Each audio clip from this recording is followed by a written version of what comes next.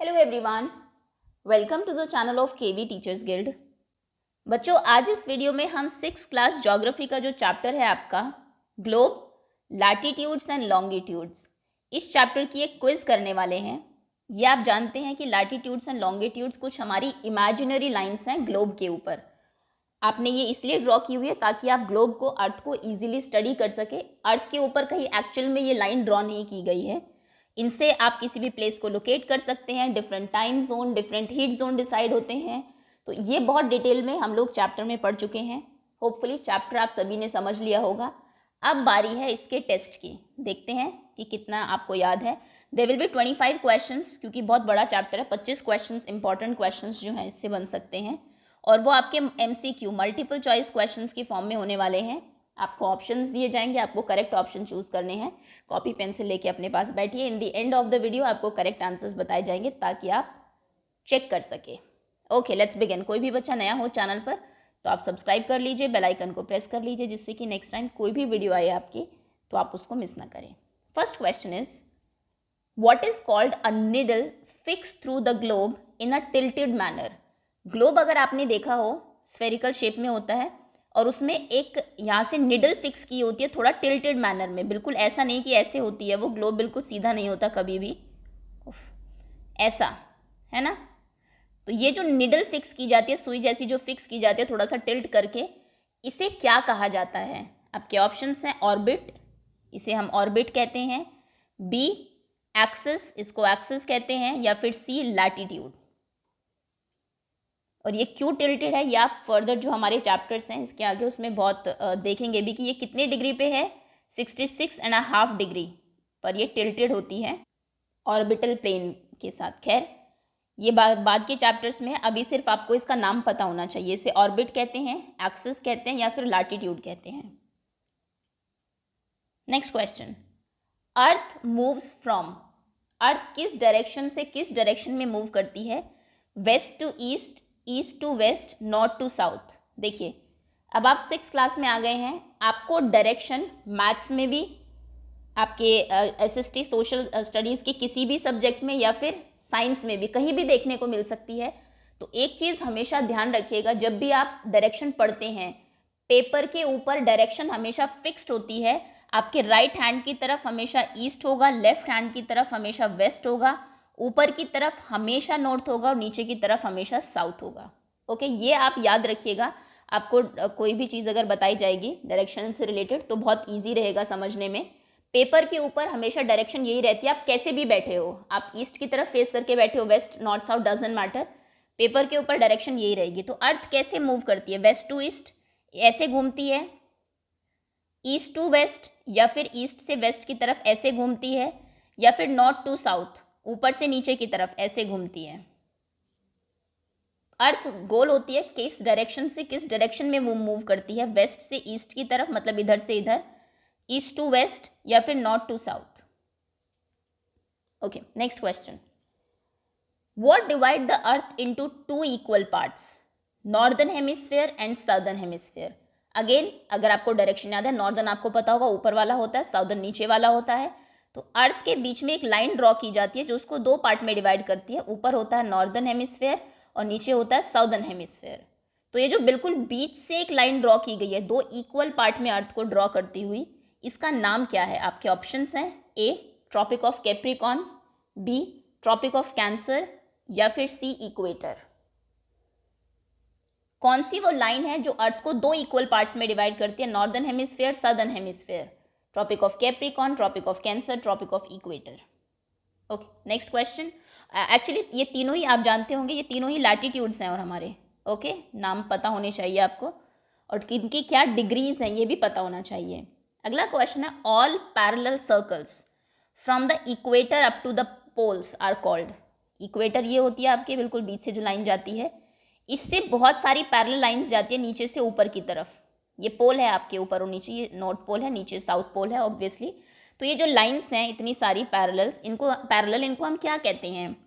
आपके ऑप्शंस हैं, ए intersections of latitude, इन्हें इंटरसेक्शन ऑफ लैटिट्यूड्स कहा जाता है। पैरेलल्स ऑफ लैटिट्यूड्स कहते हैं इन सभी लाइंस को, या फिर पैरेलल्स ऑफ लॉन्गिट्यूड्स कहा जाता है। सभी पैरेलल लाइंस जो इक्वेटर से लेके ऊपर की तरफ जाती है, ये पूरा जो आपके लाइंस है, इन्हें क्या कहते हैं? Intersections of latitudes, parallels of latitudes, parallels of longitude.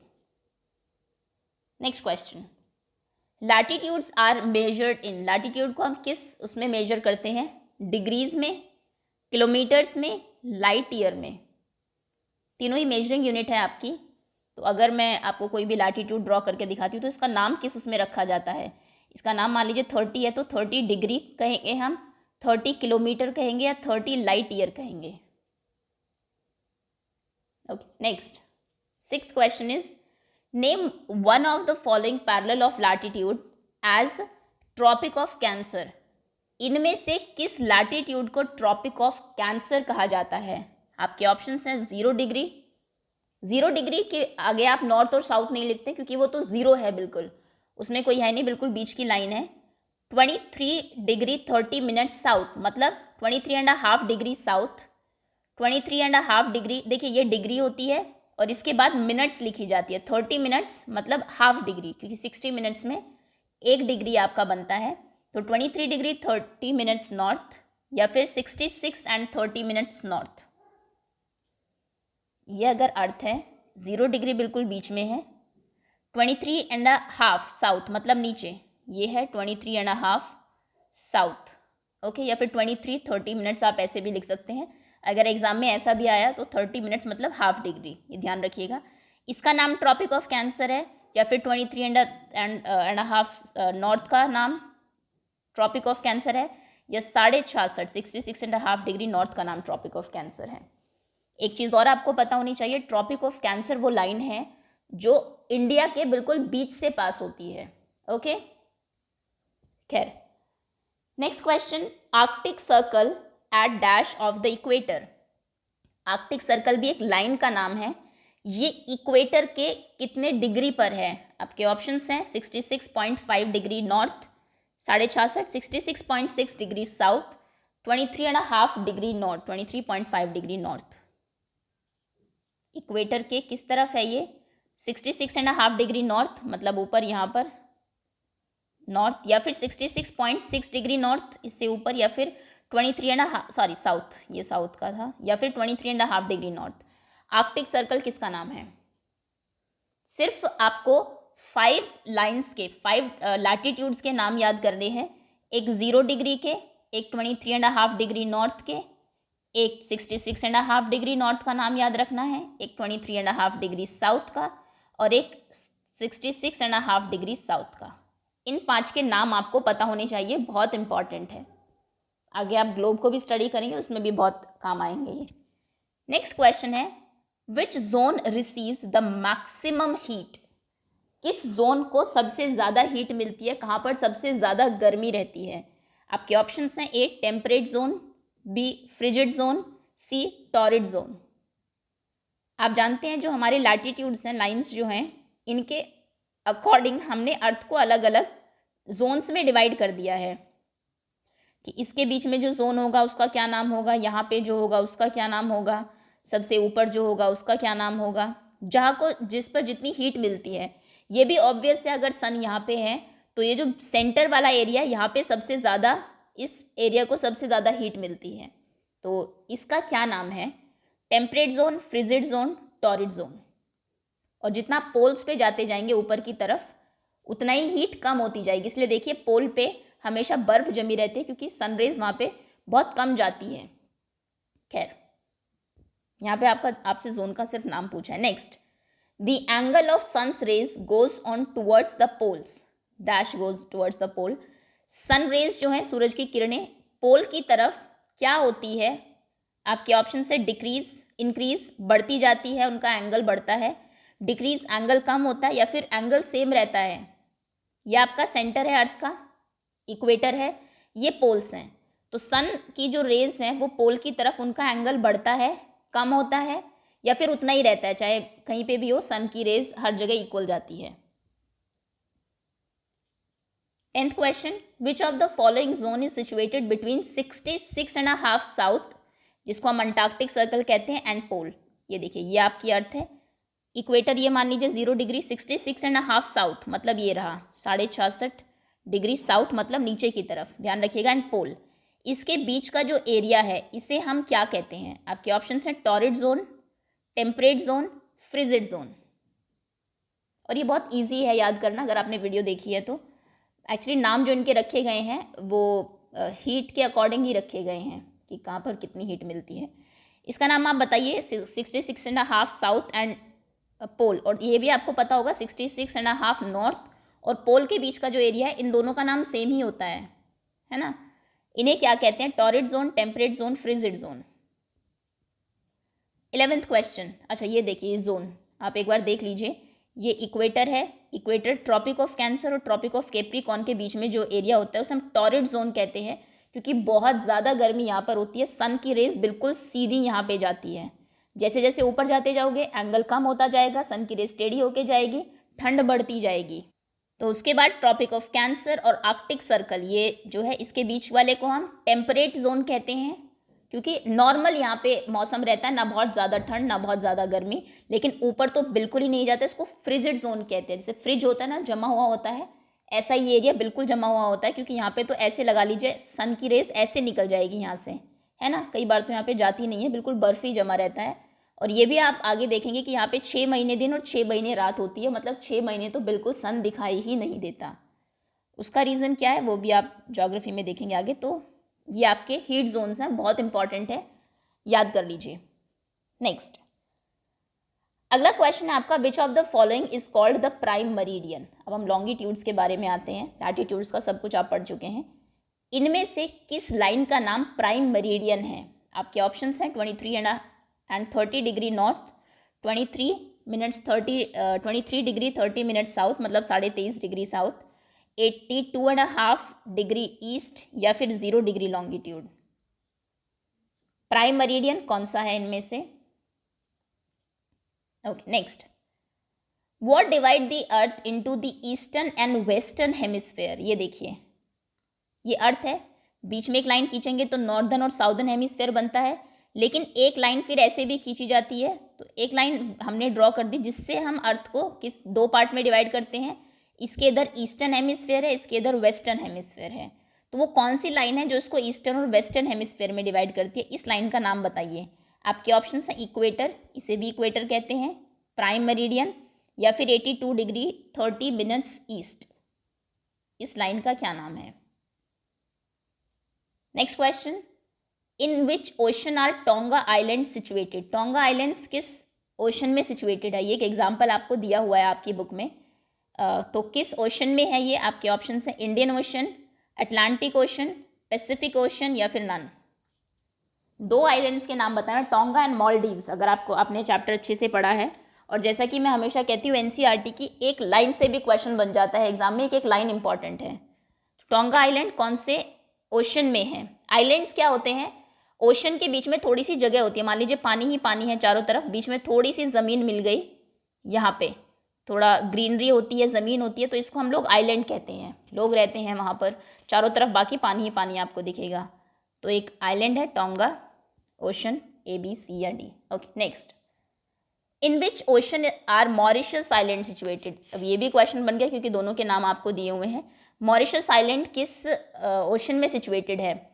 Actually ये दोनों मॉरिशस एंड टोंगा आपको बताए हुए हैं, दोनों एक ही लॉन्गिट्यूड पे है ना। एक ही, अगर आप ऐसे लाइन खींचते हैं, सॉरी ऐसे लाइन खींचते हैं तो दोनों आपको वहीं मिलेंगे, लेकिन लैटिट्यूड्स दोनों के डिफरेंट है, पोजीशन बिल्कुल अलग है, दोनों अलग अलग सी में हैं आपके।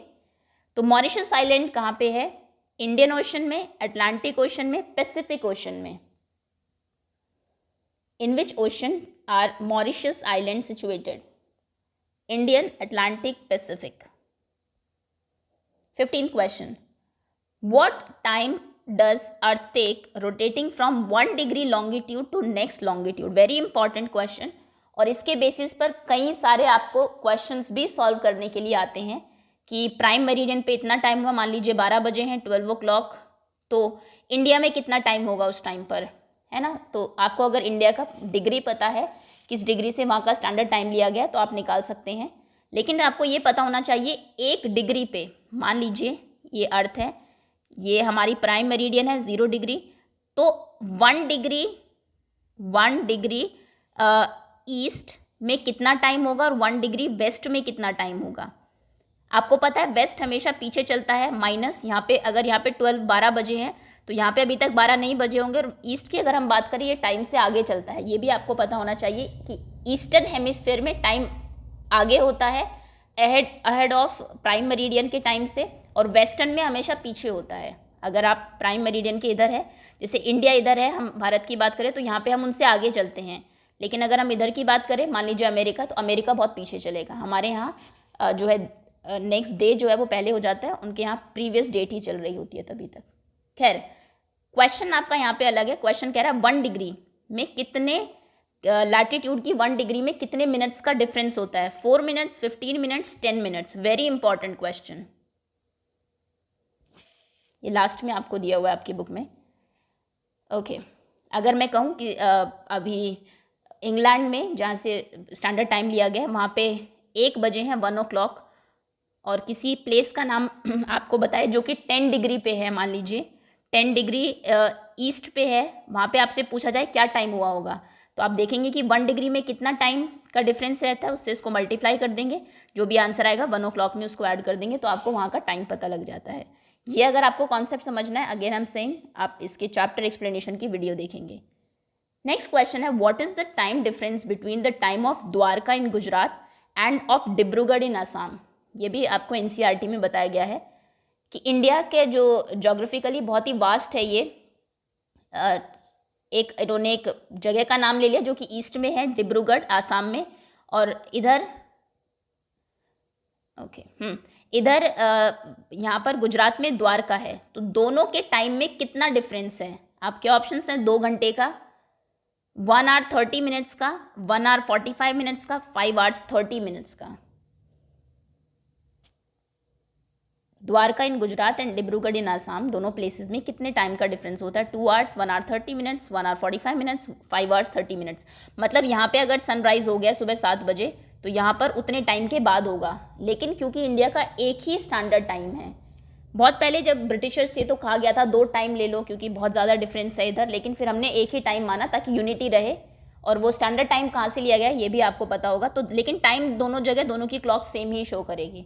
ओके, तो क्वेश्चन था कि कितना टाइम का डिफरेंस है। चलिए next question, the number of parallels of latitudes are. कितनी पैरेलल्स ऑफ लैटिट्यूड्स हैं? आपके ऑप्शंस हैं 180, 360, 80। ये कितनी लाइन्स हैं जो हमने ड्रॉ की हैं? 180 लाइन्स है, 360 लाइन्स है, या फिर ऑप्शन सी 80 लाइन्स है। 18th question, the globe is true model of the.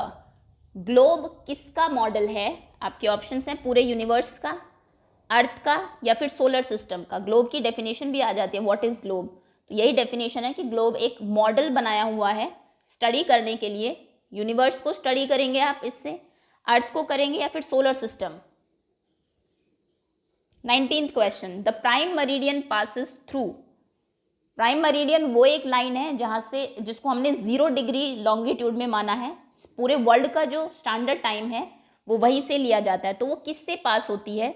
आपके ऑप्शंस हैं ग्रीनफील्ड, ग्रीनवुड, ग्रीनविच। और यहाँ का जो टाइम है उसे GMT बोलते हैं हम। जी से इन तीनों में जो भी वर्ड है आपका वो आंसर होगा। M4 मेरिडियन और T4 time. Greenfield meridian time, greenwood, Greenwich. Okay, easy question है। 20th question, IST stand for. IST की फुल फॉर्म क्या है? इंडिया में जो टाइम लेते हैं वो IST बोलते हैं उसको। और IST आपको एक और बात पता होनी चाहिए कि हमारा जो टाइम है IST वो ग्रीनविच के टाइम से +5 hours 30 minutes आगे रहता है GMT। इसलिए कभी आप अगर देखें तो हमेशा लिखा रहता है +5:30 GMT, मतलब हम उनसे 5.5 घंटे आगे चलते हैं।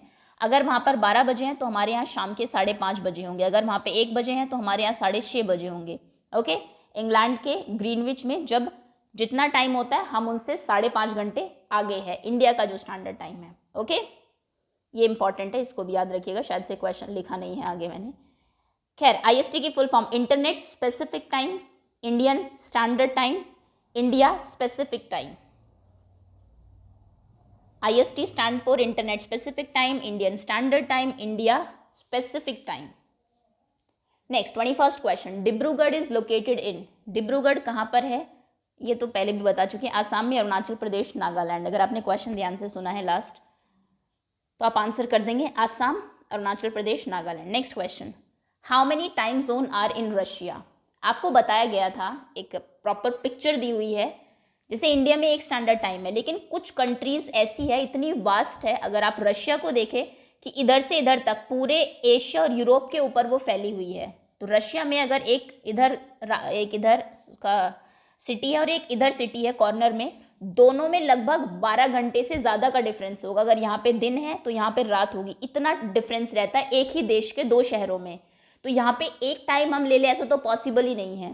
तो एक से ज़्यादा टाइम जोन्स होते हैं कई कंट्रीज़ में, रशिया में है, अमेरिका में है, ओके, ब्राज़ील में है। तो आपको बताना है कि रशिया में कितने स्टैंडर्ड टाइम है। आपके ऑप्शन हैं 5, 11, 17।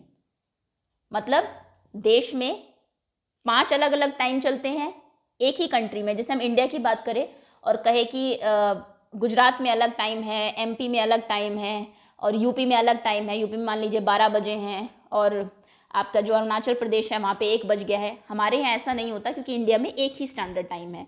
हमारे यहाँ पूरे देश में एक टाइम पे घड़ी एक ही टाइम शो करती है, लेकिन सभी कंट्रीज़ में ऐसा नहीं है। कुछ कंट्रीज़ बहुत बड़ी बड़ी होती है, उनको एक से ज़्यादा टाइम जोन रखने पड़ते हैं। तो रशिया के टाइम जोन 5, 11 या 17। Next, the local time of 82 degree 30 minutes east, मतलब 82.5 डिग्री ईस्ट लॉन्गिट्यूड जो है वो इंडिया का स्टैंडर्ड टाइम है। ध्यान रखिएगा, it is known as, India के स्टैंडर्ड टाइम को क्या कहा जाता है। ये लाइन ज़्यादा इंपॉर्टेंट है वैसे यहाँ पे, जो क्वेश्चन में ही दे दी। इंडिया का लोकल टाइम कहाँ से लिया गया है? 82 डिग्री 30 मिनट्स ईस्ट से, ओके। उसका नाम क्या है? Local time of India, Indian standard time, meridian time of India. India का जो स्टैंडर्ड टाइम लिया गया थ्रू आउट इंडिया, बिल्कुल बीच से एक लाइन हमने ड्रॉ कर दी। हमने कहा कि यहाँ पे जो टाइम होगा पूरे इंडिया में वही टाइम माना जाएगा, और वो लाइन हमने ड्रॉ की है 82.5 डिग्री ईस्ट पे, लॉन्गिट्यूड पे। तो उस लाइन को क्या कहा जाता है? Local time of India, Indian standard time, IST, this is I, okay, meridian time of India. Next 24th question, grid is a network of, grid earth के ऊपर जो ये बहुत सारी लाइंस हमने खींची, ग्रिड जैसा बन गया, कुछ ऐसी लाइंस हैं कुछ ऐसी लाइंस हैं, है ना। तो ये जो ग्रिड सिस्टम है ये क्या है? पैरेलल्स ऑफ लैटिट्यूड और मेरिडियंस ऑफ लॉन्गिट्यूड का एक नेटवर्क है, Tropic of Cancer, tropic of Capricorn का एक नेटवर्क है पूरा, या फिर नॉर्थ पोल और साउथ पोल का नेटवर्क है। ग्रिड सिस्टम किसका नेटवर्क है? Parallels of latitude, meridians of longitude का, tropic of Cancer, tropic of Capricorn का, north pole and south pole का। ध्यान रखिएगा, जो पैरेलल्स की हम लोग लैटिट्यूड की हम लोग बात करते हैं इनको हम पैरेलल्स बोलते हैं, और जब हम मेरिडियन की बात करते लॉन्गिट्यूड की बात करते हैं इनको हम मेरिडियंस बोलते हैं। Last question, the total number of longitude, ये जो लॉन्गिट्यूड है टोटल, ये कितनी लाइन्स हैं हमारी? आपके ऑप्शन हैं 180, 280, 360। अर्थ के चारों तरफ ऊपर से नीचे मतलब वर्टिकली कुछ लाइंस ड्रॉ की गई है। बीच में एक लाइन खींची हमने ग्रीनविच में 0 डिग्री, उसके इधर बहुत सारी लाइंस खींची, ईस्ट साइड वेस्ट साइड बहुत सारी लाइन खींची, है ना। तो टोटल कितनी लाइन ड्रॉ हो गई? 180, 280, 360। चलिए, तो ये आपके क्वेश्चन से इस चैप्टर से। अब आप अपने आंसर्स चेक कर लीजिए। क्वेश्चन नंबर फर्स्ट का आंसर है B, second A, third C, fourth B, fifth A, 6C, 7th A, 8C, 9th B, 10th C। 11th question का आंसर है D, 12th B, 13th C, 14th A, 15th A, 16th C, 17th A, 18th B, 19th C, 20th B। 21st question का answer है A, 22nd B, 23rd B, 24th A, 25th C। Okay, out of 25 आपके कितने marks हैं comment section में लिख दीजिए। Again I am saying, ये chapters जो है स्टार्टिंग के आपके ज्योग्राफी के बहुत इंपॉर्टेंट है। फ्यूचर में आपको ज्योग्राफी समझने के लिए, आप वर्ल्ड में किसी भी कंट्री की लोकेशन अगर आपको पता लग जाए अभी, तो आप बता सकते हैं कि वहाँ का एनवायरनमेंट कैसा होगा। बहुत गर्मी वहाँ पर होती होगी। जैसे अफ्रीका में अगर हम बात करें, अफ्रीका के बिल्कुल बीच से, अफ्रीका जो कॉन्टिनेंट है बिल्कुल बीच से आपके इक्वेटर जाती है। तो इक्वेटर पे आप जानते हैं कि बहुत ज़्यादा सन की रेज बिल्कुल सीधी आती है, तो आपको पता होगा कि वहाँ पर गर्मी बहुत ज़्यादा होती है। अगर हम बात करें किसी पोलर ग्रीनविच की, अगर हम ग्रीनलैंड की अगर हम बात करें, तो ग्रीनलैंड बिल्कुल पोल के पास में, आप समझ जाएंगे कि ये बिल्कुल जमा हुआ रहता होगा, बहुत ठंड यहाँ पर होती होगी। तो ये चीज़ें समझनी बहुत ज़रूरी है। लैटिट्यूड लॉन्गिट्यूड आगे भी आपकी हेल्प करेंगे इसको पढ़ने में। इनफैक्ट बाकी जो आप इसके जो डिफरेंट आपके सब्जेक्ट्स हैं उसमें अलग अलग कंट्रीज़ की लोकेशन पढ़ेंगे, तो वो भी आप थोड़ा सा लैटिट्यूड लॉन्गिट्यूड से पता कर सकते हैं। खैर, होपफुली चैप्टर आपको सभी को क्लियर होगा, नहीं है तो आप दोबारा से वीडियो देख लीजिए। आई थिंक 30-40 मिनट्स में पूरा चैप्टर आपको समझ में आ जाएगा। That's all, thank you so much.